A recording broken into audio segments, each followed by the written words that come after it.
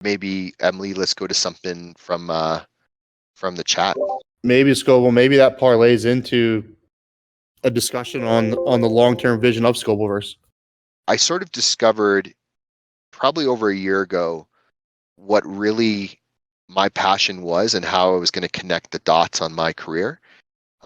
So for background, I've worked in tech for most of my life. I've been a professional photographer and videographer. I've also worked in GIS, so Geographic Information Systems, working in the forestry industry in Canada, and also the aerospace industry with a large satellite company. And I've had all these different experiences over my life, and I was trying to figure out how to bring them together. And it actually happened after I did the Eyes on Earth animation, which is linked inside the guide, and I think the important links section. It was a 3D animation of all the satellites that are orbiting Earth, over 3,000 of them, and it used real data from NASA and NORAD. And that was bought by 6529 and is currently in the museum inside of Photography B at the back, right in the kind of like the marquee spot. And it really hit me how powerful it would be to use like the real world data and to use my background and everything I've done to create art that's different than I'd ever seen anyone do. So over the next probably 8 months, I worked on a technique to use all of the data that I was comfortable with, which includes satellite imagery, radar data from space, LiDAR data from airplanes, photogrammetry, photography, macro photos, and 3D scans. All of this data, use it to reconstruct essentially a landscape that is out there in the world. So I would travel to a location. My first genesis was a place called Heceta on the Oregon coast. I went there physically in person. I took reference photos. I scanned rocks. I took measurements. I, got the textures of the lighthouse. I got the textures of the beach and the road, and I brought all that together with terrain data and reconstructed this 4 square kilometer area of the Oregon coast. And from there, I set a camera and I started to create, a visual scene, which is essentially a 3D render that I tried with my skill set to get as close to I could get as a real photo. And nothing's perfect. I'm very still fairly new to 3D, and there's a lot of talented people out there that would probably rip apart my render, but I tried to make it as close as I could, and I sent it to probably about a dozen photographers and asked them for feedback on the photo, and I tricked them all. So they all gave me, dodge this, burn that, change the crop, do this. And I was able to sort of, on first glance, trick people into thinking it was a real photo. And that was the basis for the start of my work. And it actually is the same scene, not going to assume everyone knows, that same 4 kilometer real world scene that I created is the home of Open Roads, Open Metaverse. It's literally just the camera is moved to the opposite side of the scene, and you can see the lighthouse in the background, and the same road that's in my 101 that was sold on Super Rare is in the meme card that I made. And there's a thread about that that some people have read explaining how that worked. Okay, so the vision. So this is my long-winded answer. So my vision is to capture the most iconic places on Earth using real-world data, remote sensing, and recreate them in 3D, first as art, and then as fully interactive experiences in the metaverse. And I think this is a really important mission, and I use the analogy of, SpaceX and Elon Musk have put billions of dollars into this mission to get people off of this planet and get people to Mars in case something happens to our planet. And that's the most extreme scenario where, we wake up one day and over time we're in a place where, Earth isn't what it used to be, and we're not able to be, live here. That's a sort of a crazy scenario, but that's the most extreme. The other least extreme or less extreme is that, these places don't exist forever. Where I live in the Canadian Rockies, we have an iconic hut. It's called Abbott Hut. It's over 100 years old. And it's an old kind of hiking and camping hut on the top of a cliff face in a very tall mountain in the Canadian Rockies. And last year, um, this cabin, essentially, they had to remove it. It was deteriorating. The mountain was sort of, starting to erode, and they actually had to remove this iconic location, and it's gone. You can never go back to that place again. So for me, the why behind what I'm doing is like, how do we capture that while it's still here? And I was lucky enough to have contacts in Parks Canada and convince them to go out and actually get a full LiDAR scan of that building before they destroyed it. And I want to be able to make sure that we can still experience and live those places that may not be here forever. And that's just if things start to fall apart. But there's also people that have economic reasons, or they live in a country where they can't travel. There's all sorts of reasons why people may not be able to physically see some of these incredible places on Earth. And I think the next best thing is for us to be able to experience them through technology. And that's the ultimate mission of what I want to build here with Scobelverse. Are you going to be teaching in Scobelverse about how you make this art, about how like you take this data and put it into this to create it? Yeah, absolutely. I mean, I want to teach as much as people are willing to listen. I have a 30-page, I don't want to call it a white paper because it's not a white paper, but it's like a wiki or document of how I made my first 3D render. So I certainly can publish that here. And you read my mind, Melted. Like I want to share with everyone my process and what I do and how I do it. But also, I think there's probably, well, I know there are people that are way better at each aspect of that process that could probably teach me. I've already had like a couple GIS people reach out and be like, hey, can I help? And I know for a fact that my process there is not as strong as, someone who's a professional in that world. So handshake, Melted, in that, like, I'll share what I know, and I hope others can help me along the way, because there's just, it's not something I can do on my own. Heart emoji. Yes, sir. 100 emoji. HQ, what's going on?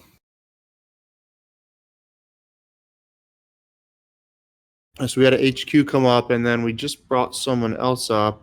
It doesn't look like it's registered yet. Yeah. Yeah, I see just Joseph with his or her hand up. Yeah, I let Just Joseph up. But I don't know how to let them up because I don't see where it actually says. It says requested to speak, but there's no way to bring them up. So yeah, it might only be you guys can all hop down to listener. It might be full. Well, maybe we're at a max of 6. I deleted their request, and they should request again. I think it was glitching. Okay, there's the request. It just came through.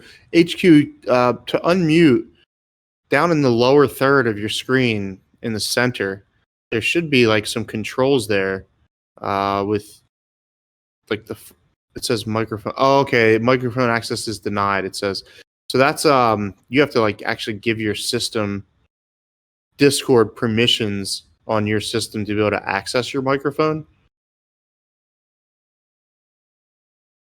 And that's are you on a yeah, I see someone help, maybe someone help HQ in a chat, see if we can solve that, and we'll go to someone else, and then obviously we'll go to HQ if you can get your audio working.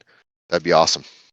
Yeah, there's a question coming in from the other Stuart, which is a really good question and a difficult one to answer. So good luck, Scobes.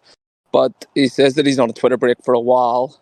He's an artist as well, but he was just wondering if there's any suggestions on marketing for the work. And I know this is a discussion you and I have had at length, because we're at this really weird intersection in the art world where artists all of a sudden need to be somewhat commercial and figure out ways that they can actually monetize their art to give them a living and give them space to create more art. So yeah, the question is, any suggestions for marketing his work?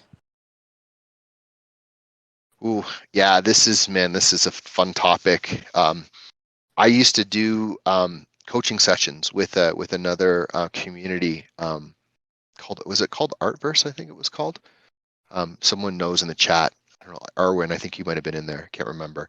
It's called Artverse. Yeah, Artverse. Yeah, MB Stewart. Perfect. So, and I love that. And I unfortunately had some medical issues, and I had to stop doing it. And I really enjoyed it, and I found that if I could talk to people one-on-one and kind of audit their work, look at what they were doing on social media, look at what their kind of strategy was, I think I added a lot of value to people in terms of, one-on-one coaching.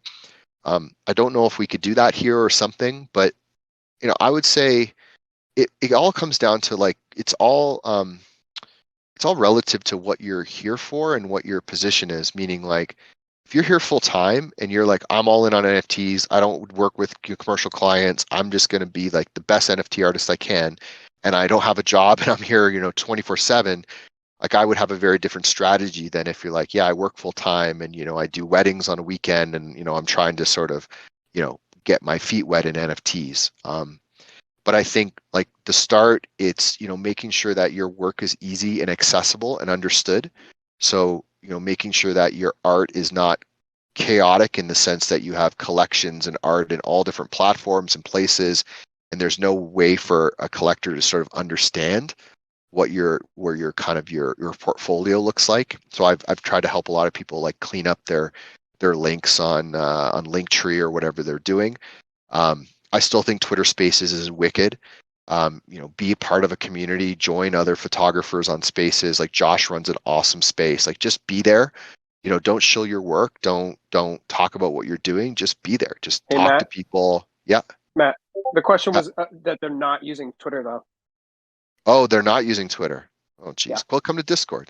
No. The answer is to get back on.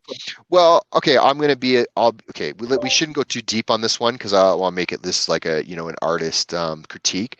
But like, why are you not on Twitter? Like, I'd like to know that answer because yeah, that was my first suggestion. Start using Twitter. Like, I don't want to be on Twitter. Like, the question was that they were taking a break from Twitter. Oh, taking a break. Oh, interesting. Yeah.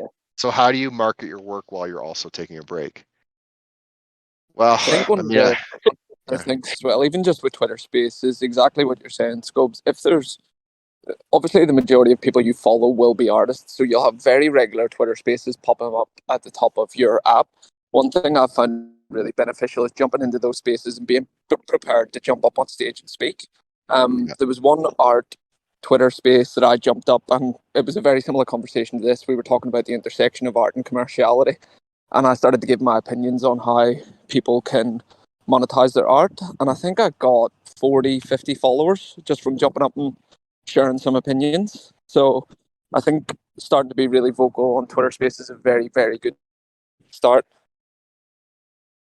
Yeah, I see MB Stewart. I see that message now. If this was you that asked that question, that gives me context. I mean, I guess I don't want to substitute Discord for Twitter, but obviously you probably know this. There's an incredible rememe community, both happening inside the OM Discord, and the other one that I know about is CaesarDAO, which we actually have 2 outposts. I'm calling them. There's 3 outposts for Scobelverse. There's one on Twitter, private Twitter. That's number 1. Number 2 is on OM, and number 3 is on the CaesarDAO, which I'm a part of. So I don't want to substitute one platform for another. But I certainly think that's where that community is playing out. Like, I don't think that community plays out on Twitter, maybe a couple of Twitter private chats, but it plays out on Discord. I think, unfortunately for me, like you can have very strong work, and it's hard to get your work out there if you're not active in some way, in some community. But I would just say, if you're looking for ways to do it, that's not, maybe you're just mentally not able to spend a lot of time on those platforms. Be quick, like be reactionary. When a meme comes out, be the first to remix it and make it culturally relevant. I think that's what works the best. But there's also like massively like people that are way more into the rememes and meme collecting than I am. So I think if you even just hang out here and talk to people, man, they're like the real like meme maxis are chilling right now. I see them in the crowd, and they know what's up. So good question, MB Stewart. And I think just lastly to close that out with the Twitter, go back to what Scope said at the start, that it's more of a broadcast function. One thing that we're doing that I love what's happening with Scobelverse is that there was a broadcast until Matt built his own audience, but then you move it into Discord to actually solidify that audience. So I think Discord is more functional when you have even a small audience to begin with, but Twitter is the place to actually grow and get in front of many more people, in my opinion. Cool. Awesome question. First, HQ, I don't know if you fix your mic. If you have, you have the first up, but if not, sorry, look at me moderating. Okay, I'm going to shut up. Emily, Josh, you guys do your thing. I'm an idiot. There's another question in the chat that we can get to if HQ's mic's not working right now. We also have board surgeon up here. Yeah, and Just Joseph in the chat also, he mentioned that he has another question. So we've got board surgeon, Just Joseph, HQ, when HQ's ready. Well, let me ask Matt. On stage, if you're on stage and you can get your mic working, you get first dibs. If not, then yeah, go to Josh in the chat. All right, my mic's working. Yes, nice. Just Joseph, what's up? Yeah, I'm good. So actually, I don't know if my question has been asked, but why did we move from private Twitter to Discord? I don't know if someone has asked that question, but that's the question. So no one's asked that question directly, but I think Emily asked at the beginning about why we were, why Discord and why did we move? So not direct, but I'll just sort of re-answer it, I guess. It's just two reasons. One, I felt that a lot of the private Twitter was broadcast. So it was me or the intern sharing stuff and, people commenting, great community interaction, but that was it. And secondly, there's a lot of technical things that I want to do with the dev team that were just, I don't want to call them impossible, but they were very difficult to pull off on Twitter. So having this Discord and being able to do these center stages and set up our token gating and, have specific channels and have people able to talk to each other is the main reason why I wanted to do this. And it's so far been exactly what, I hoped. And private Twitter doesn't go away. We're still going to, be broadcasting there and talking there, but this is the home base. This is the headquarters for what I'm doing. Okay, well said. Thank you. Cool. How about board surgeon? You've been up here for a minute. I don't know if you had something. Yeah, thanks very much. Matt, great to be here, and congrats on the Discord. I've got a question, kind of as a bit of a philosophical question. But the most beautiful thing I think about NFT art is that you actually get to connect to the artist like you couldn't before in traditional art. And it changes your customer base from like an audience to a community, right? That's a big change. But it does create a lot of pressure upwards on you, which, I guess you'll have to see how you deal with that. But my question is really, what do you expect of us? What do you want from us in here?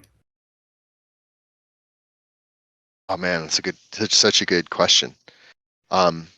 I think two parts. I'll answer the last part first. So like expectations in terms of this community, is just if the mission resonates with you and what I'm doing resonates with you, I hope this can be a home, a place that you can get value from, not just from maybe me, but also from the other people in the community. And we're working on ways to uncover without people doxing themselves or feeling uncomfortable.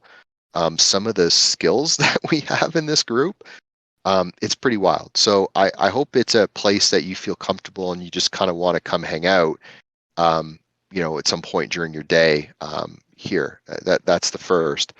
I really think if there's people out there who you think are like-minded, and I kind of see this category as people like, one, if you're here, like I know this is like a kind of a cliche thing to say, like you're early, but like I think it's worth repeating. Like, if you're in this room and you got like a profile pic and you're sitting here on Discord in this channel, like you're deep.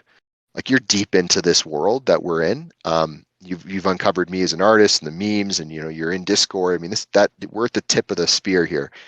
And if there are other people that you think are like-minded, that sort of love the technical, the science, the innovation, the kind of outside the box thinking that I think I bring, I would love for you to bring them in and let us know, so we can make sure they feel welcome, and we can help them sort of understand the community. And if they end up buying one of my NFTs to come into this community, for their first experience, that would be a huge honor, and I'd be pumped about that.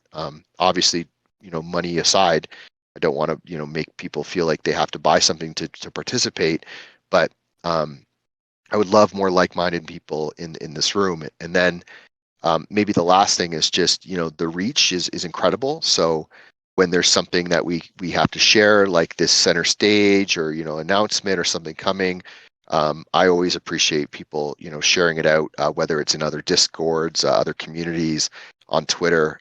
Those things are all incredibly helpful.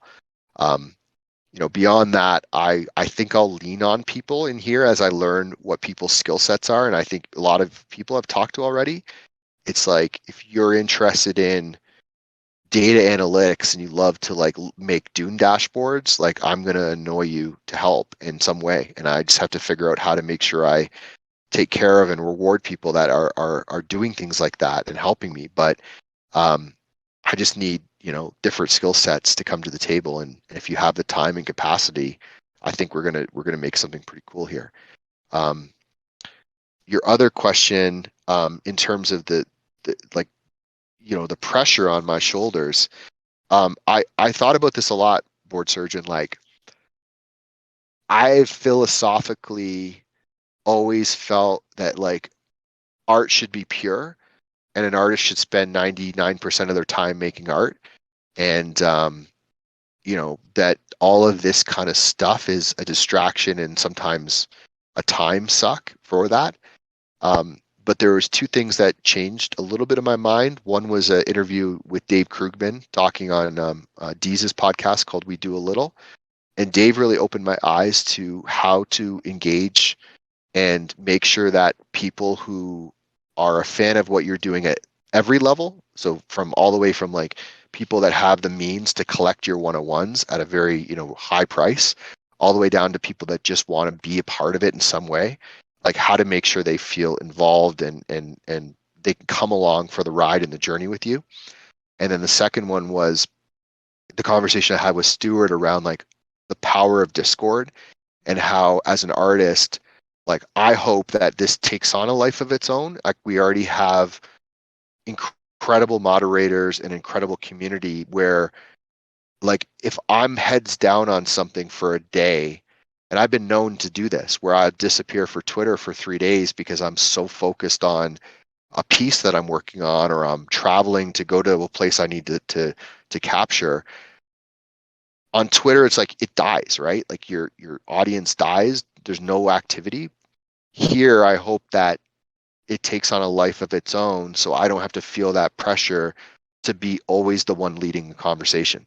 That we have amazingly talented people that can help me with that, and we can all feel at home and welcome and learn stuff, and be able to also share what we're working on and all these things without it all being on my shoulders. So it was a lot of work to get it set up. There's no doubt, and that's not just me, that's the team.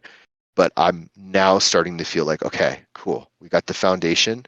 I can focus more on the art side of what I'm doing, and we've got the community behind us to kind of pull it all together.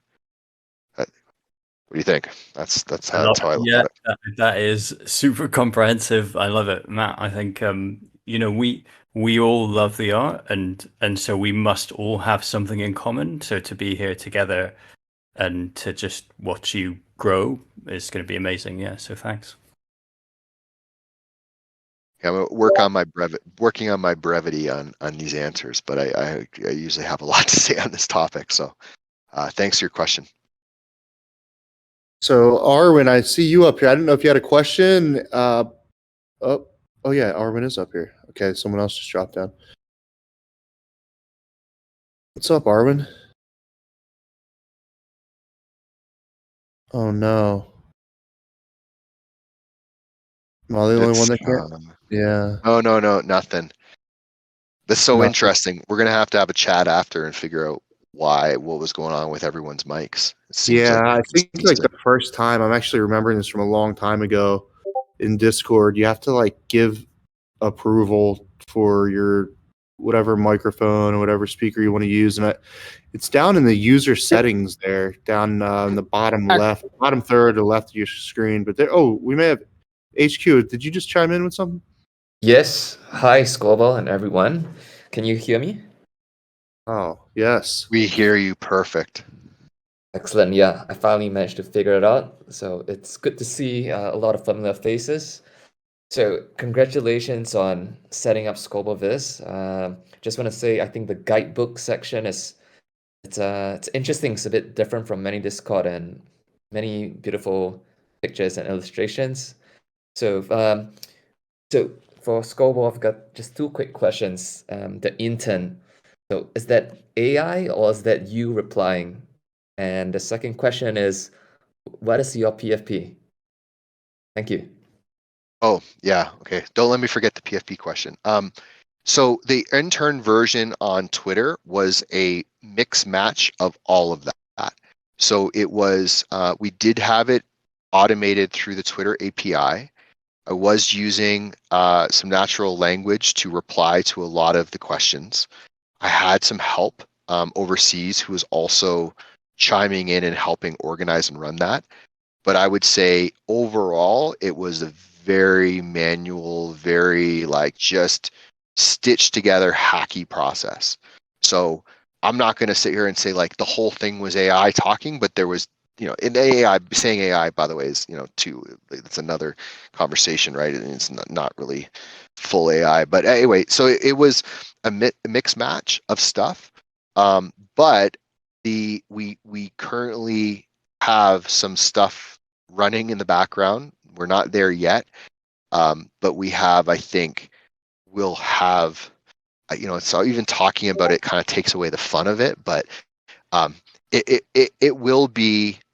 I'll say this, HQ. Like the vision for it is a fully automated AI assistant inside this Discord.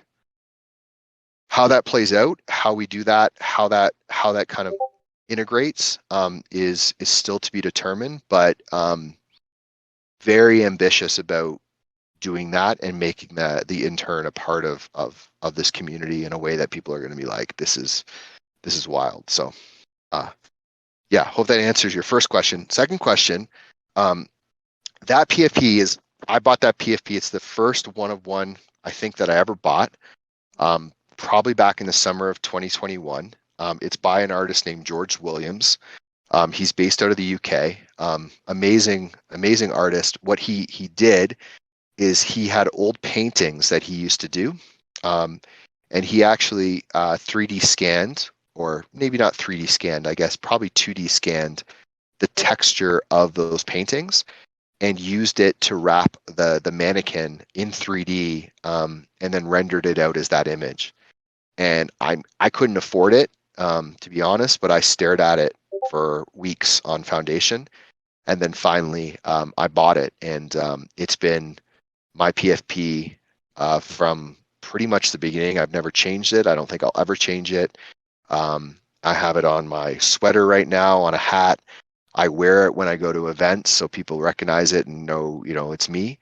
I'm just like, it gave me, like, if I didn't get it before, when I bought that and I have it in my wallet and it's owned by me and I use it as my brand and my image, it completely cemented my understanding of why NFTs matter and the emotional attachment that we have to these purchases that we don't have to an image that we can just right click and save.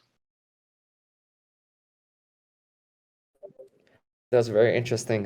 Thank you very much for sharing, Scobel. Yeah, no problem. Thanks for sticking it out and figuring out that mic situation, and feel free to hang out or whatever you want to do.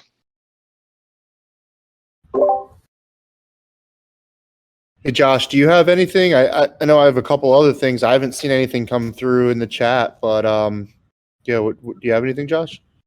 Yeah, there was a question actually in the chat by Bick. Let me just scroll back up here. Yeah, I missed it. It was a pretty. Will Scobelverse continue in Meme Lab? I was like scrolling up in the chat, and I was like, man, the chat's on fire. Like, there's more going on in the chat than it's crazy. Will Meme Lab continue? Or sorry, will Scobelverse continue on Meme Lab? I would say yes, but I think that you'll likely see some combination of like. I'll definitely do another meme. I mean, as soon as we go to original artists with 6529, there will be another meme, and I already know what it is. And so that'll be here, and obviously, my holders and people that are involved in all that, we'll take care of you guys when that happens. So that's the regular meme. I definitely think there's going to be more Meme Lab work, but I am also, full disclosure. The Meme Lab thing is really interesting to me because self-custody is a big deal, and having ownership over my own contract and having, Josh has probably been the biggest like ambassador for this in my NFT career of like, he was one of the first people that did everything on Manifold. He was so aggressive with it, and he taught me and encouraged me to like have custody, have ownership. And I mean, I love the 6529 team. They're amazing.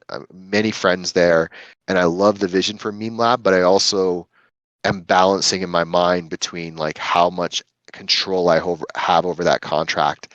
I do think that they're close to solving some of those things where it is more of a shared custody with the artist. But I don't imagine a world where there will not be at least one more Meme Lab drop. In fact, I think I know what that will be. But Meme Bus. Yeah. Oh, There you go. Got a little alpha. When Meme Bus. Yeah, everyone loves the Meme Bus. The Meme Bus is iconic. It hits on so many different communities as well, and so many different NFTs because it's not just like a single thing. You have a punk in the passenger seat, an MFer in the driver's seat, you have a squiggle there. There's all kinds of stuff going on with the Meme Bus. So there's something that is so neat about that. And I think from the beginning I was like kind of joking like the Meme Bus is iconic, but I really Meme Bus is iconic is literally a meme, right? Like you've created a meme of the Meme Bus by saying the Meme Bus is iconic over and over. Yeah, man, that's I don't want to get too long-winded, but that was one of the coolest experiences because it actually played out on a Discord chat with 6529, 6529er, and Texels. And, once you kind of agree, here's like a little inside info. Once you kind of say yes to 6529, you put you in a chat group with all of the people kind of involved. And I was brainstorming it, and when I kind of came up with the Oregon Coast concept, converting to the metaverse, I did an art board, and I sent it to the team, and they loved it. And I kind of like didn't realize what I was onto. So as I started to build the bus, I started thinking, man, like we just got to add stuff to this bus to make it feel as NFT, part of the culture as possible. And 6529 was like, you have access to anything in the museum, anything you want, just you can use it. So I took them up on that, and I've mentioned it before, but I mean all the art is either CC0 or owned by 6529. The fidenzas on the texture are 6529, and then all the PFPs are owned by the fund, except for the me bit on the roof, which is 3D, which is owned by Guy Norcal, who gave me access to the 3D file. Okay, so your question, when's next? I don't want to promise anything because I don't know 100% if this is what we'll do, but I think I'm going to do something related to the 3D file for the Meme Bus. And I have some ideas of how I can do this in a way where Like I want others to be able to use it in a way that would be really cool, whether it's the re-memes in 3D or 2D. People have already done some really cool stuff with it, but it's limited because they don't have access to the original stuff. So I really think there might be something cool I can do around that. That's probably where I'm currently at in the meme lab side. But yeah, we got to do something with that bus. So it'll happen. Something will happen. Something will happen with the meme bus. There you go. Confirmed. Something will happen. There you go. There's your Something's alpha. going to happen with the meme bus. Beautiful. Josh, did I miss anything else? There you go. Josh is in. Josh is in. Yeah, the Evia, I think is the correct pronunciation. I know they were requesting and it was glitching again. So if you can request again to come up, I just want to make sure that they know we saw their request. But we also got Son of Last G up here too.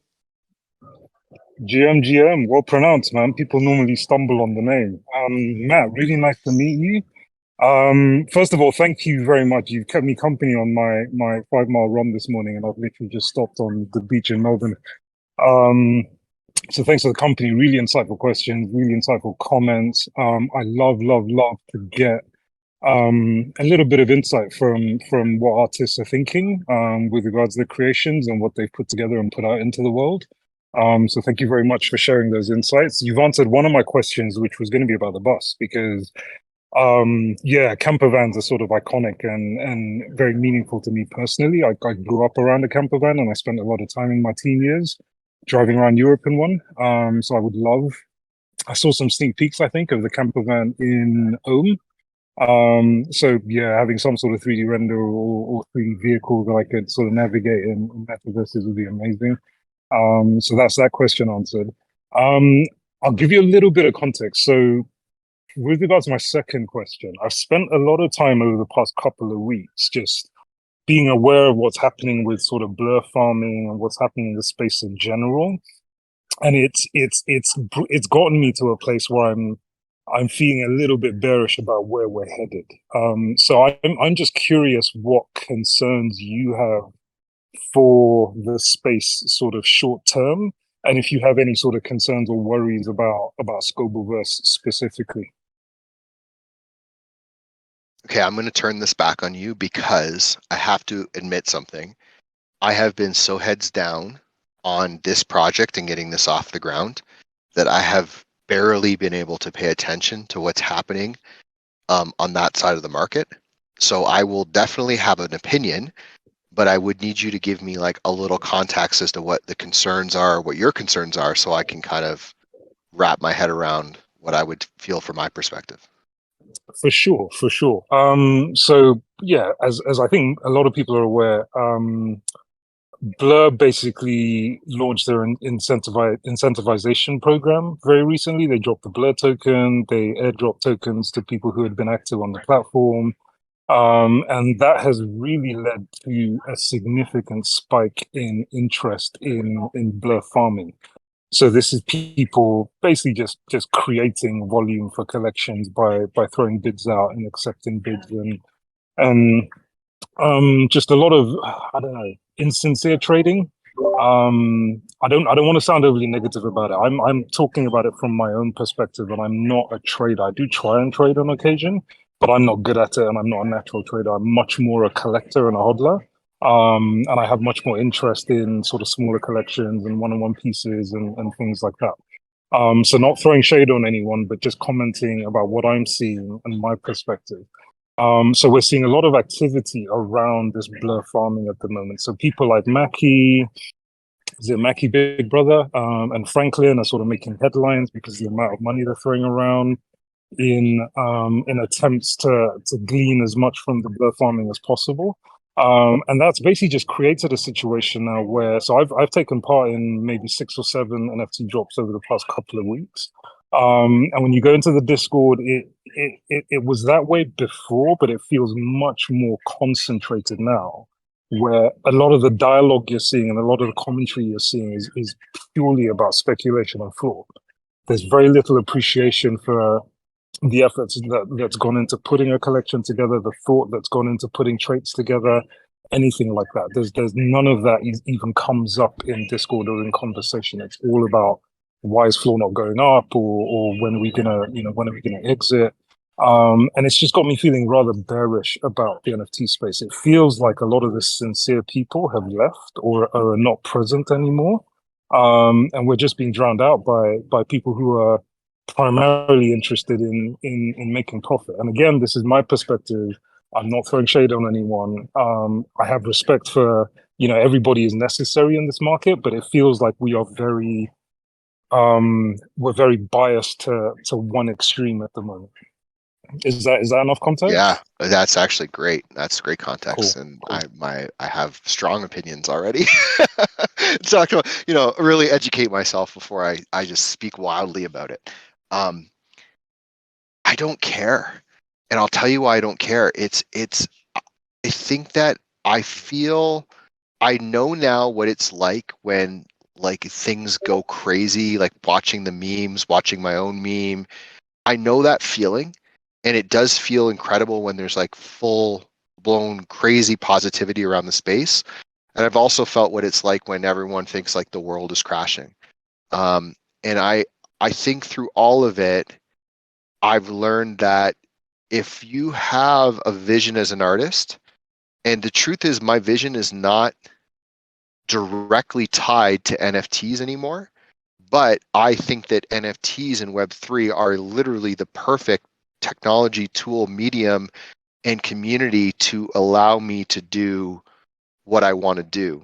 And I know it sounds cliche to say like the floor price doesn't matter and we're building and blah blah blah, but like the real truth is I know how committed I am to this. I quit a very very very good job full time in August of last year. Basically, I gave my notice, and then the market crashed, and I didn't panic. I didn't, go beg, even though they all, people messaged me like, "You sure now? Like, you good?" And I'm like, "I'm good."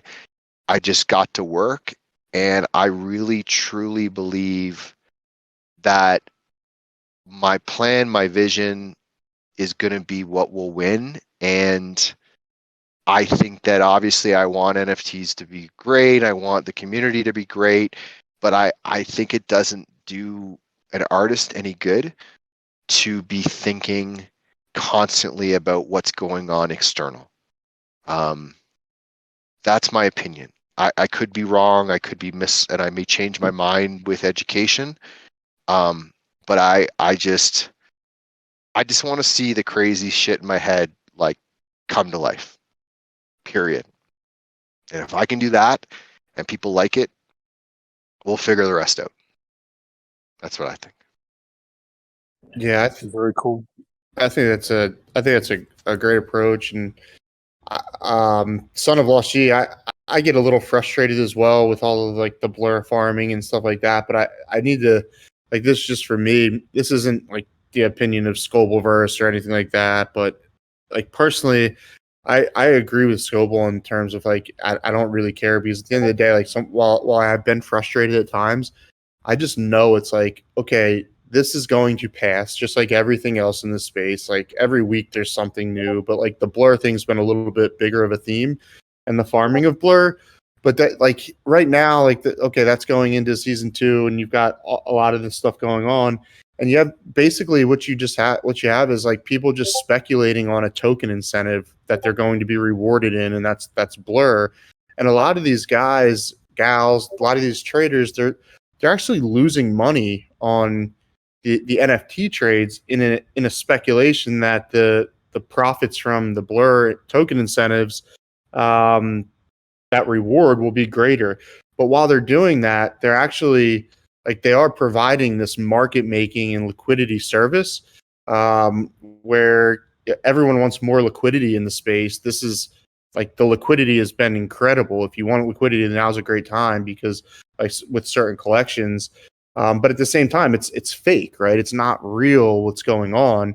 So like that's frustrating. It's like, well, it's not real volume, it's fake, and these people are just farming tokens. They don't really care about the art and things like that.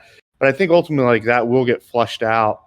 And in the meantime, like on the bright side, there is some liquidity being provided that wasn't there prior. And and royalties are going to artists as well as a result. So that's there are some pluses to what's going on. I take the side, I'm more aligned with you, Son of Lost G, that yeah, it's frustrating, it's a pain in the ass, it's kind of discouraging to see some of the stuff going on. But I would just say, like, man, this space moves so fast. Like the blur farming stuff, I promise you, like, that's not going to last. It's just noise in the meantime, and just like Scobel said, like keeping our heads down and focused on the things that we really care about. That'll lead to the best outcome for all of us, I think. Very cool. Thank you. Thank you very much for your insights. Yeah, and Scobel, just any concerns you have about the, not necessarily concerns, but what are your biggest worries with regard to Scobelverse?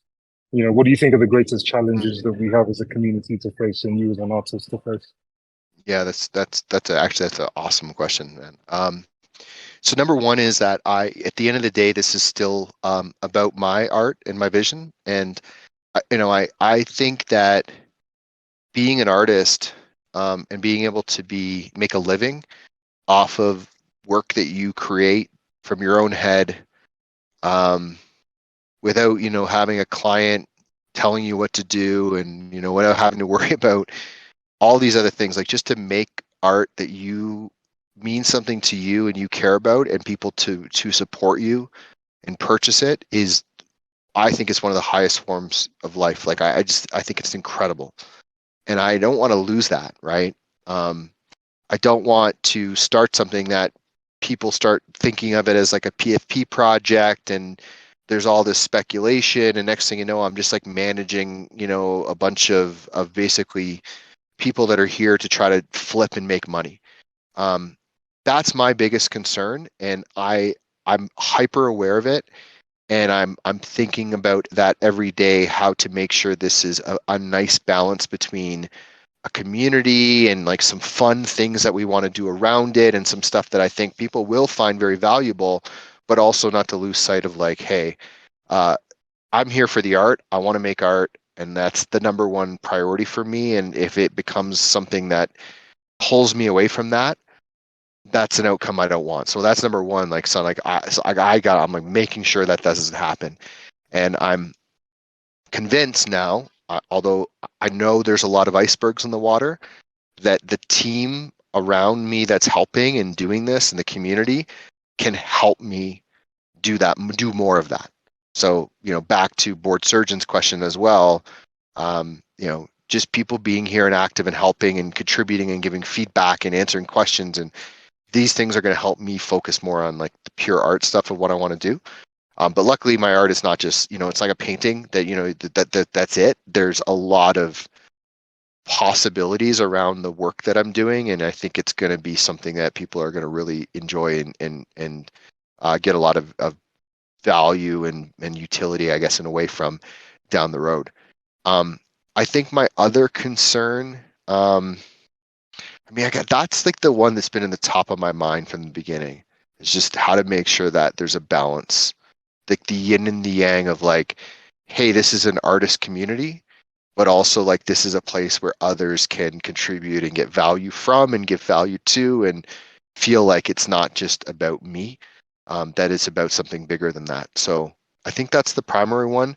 I had another one when I started talking, but I forgot it. So if it comes back to me, I'll chime in. But that's the number one concern. Thank you for that. I actually think it's really important for us as a community to hear that, so we can all try and do our part to make sure that vision is realized. So yeah, thanks for sharing. Yeah. And it may okay, this wasn't it, but this is another thing that popped in my head. Like, I don't want to extract value from people, right? I've been here for, not from the beginning, not from the beginning, but I've been here a while, and I've tried my best to help other artists and people whatever I can. I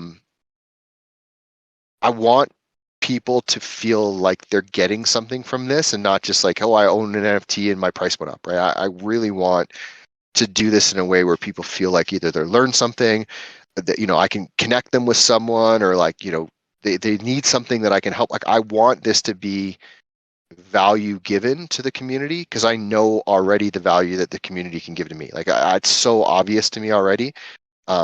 It's there's no question, but I don't want people to be sitting here going like, why am I in this Discord and what am I doing and what am I getting out of it? Like I want to make sure people feel like they're getting value. So that's my second concern, and I'm really thinking about how to make sure that happens. Very cool. I also think that's really important for us to hear. So again, thanks for sharing. Thank you very much. No problem.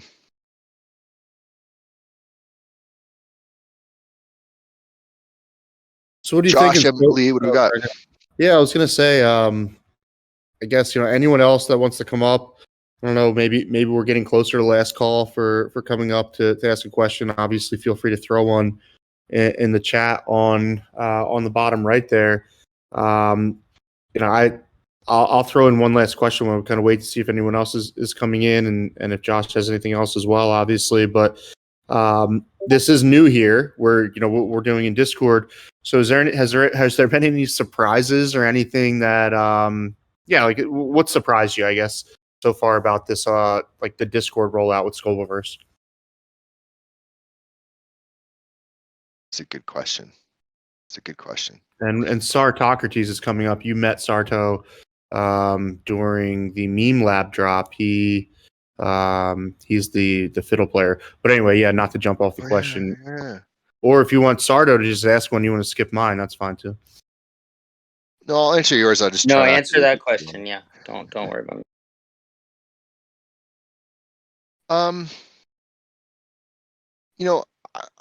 I think that I'm trying to think if anything has surprised me. But I think that honestly, like Stuart and his team and Charlie in particular, like they have done a really good job of setting my expectations and helping me understand how this works. Because like I get a lot of anxiety. I'm not like an anxious person in my life, but when it comes to something like this, where I care so deeply about like I'm a UX guy from my old tech career, so like I want the user experience to be perfect, and I want to do everything right. I want to make sure that I've got, the right messages in other Discords and Twitter, and this is there. I want everything to be right. And I think they have eased me into just realizing like it's a slow build. Get people in, let's kind of like figure it out and ask questions and kind of make it, adjust on the fly. So I think that in that way, a lot of the things that have happened, they already kind of warned me about. I think maybe what's probably been the most exciting for me on Discord is I don't know what it is, and I don't know why it's different than Twitter, but I think I've started to learn more. Like, I think I'm just starting to kind of get to know people better in terms of what they do outside of NFTs.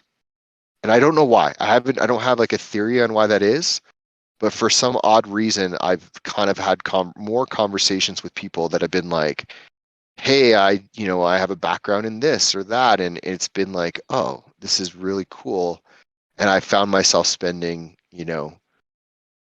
I try not to do a lot of social media in general, but I think like my ratio of Twitter to Discord has gone from probably like, 20 to 1 on the Twitter side to like 20 to 1 on the Discord side. So,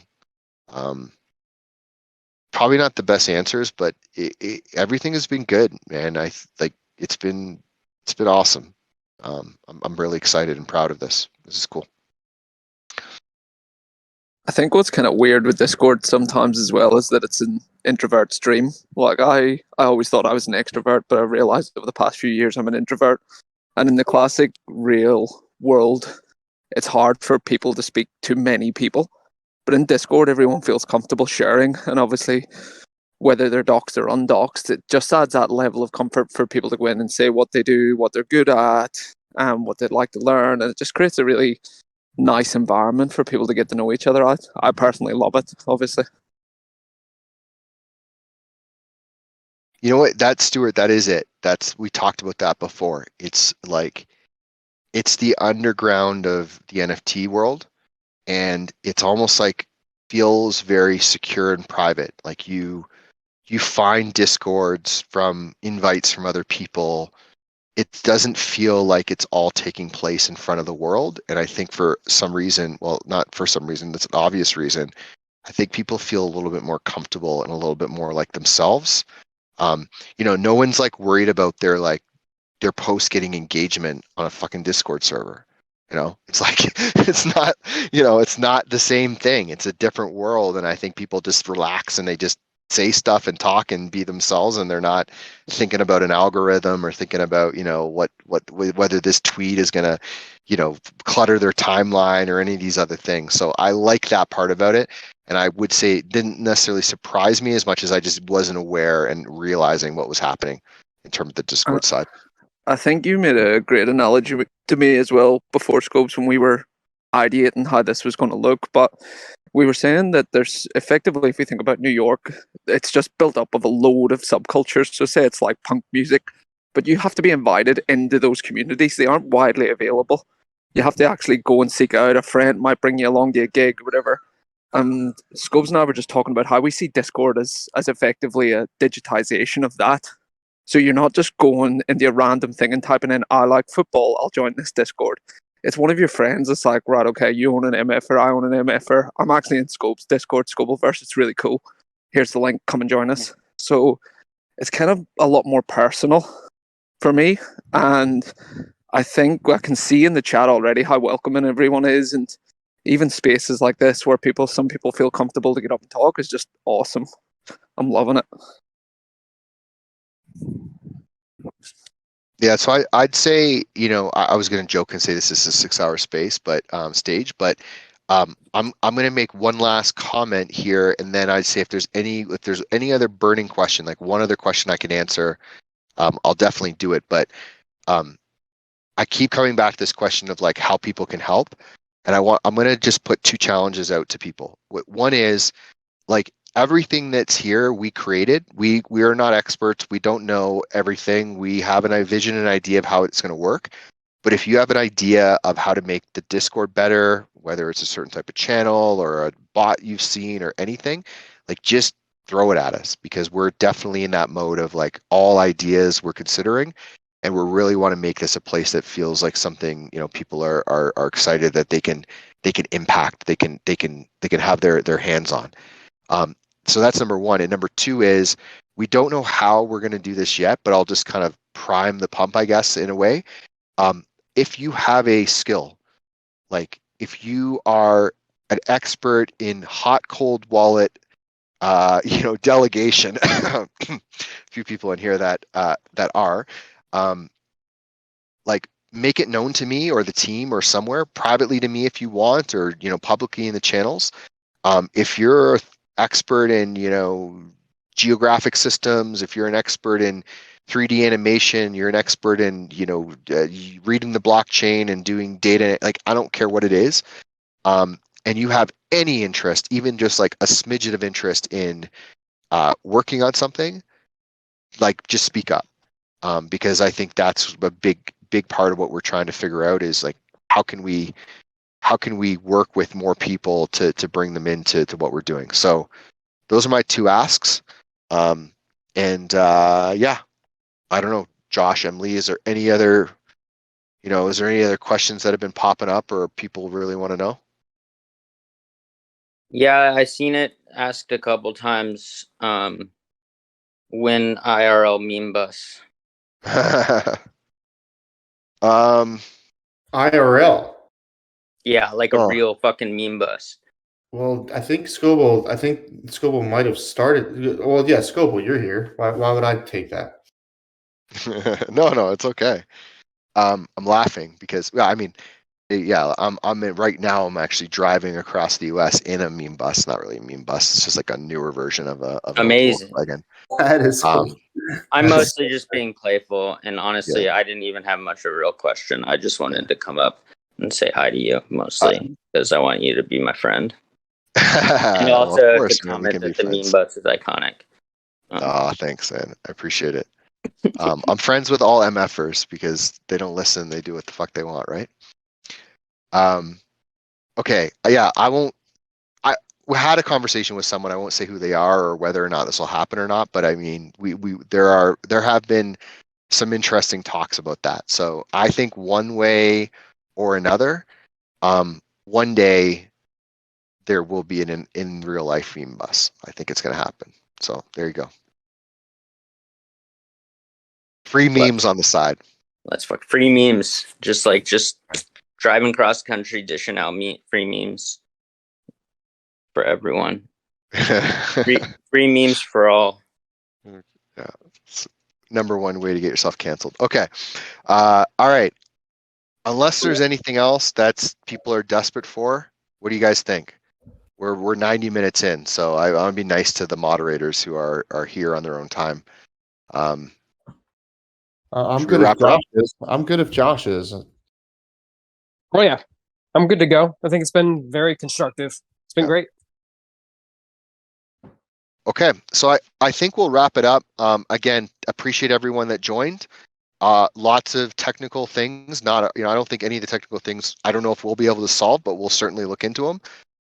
But maybe we'll figure out a way to make sure people can do this in a better fashion next time. And can you say llama for us? Oh boy. Uh-oh, llama. Am I getting like tricked into doing something, Ricky? Okay. Yeah, I'll say anything people ask me to say. Okay.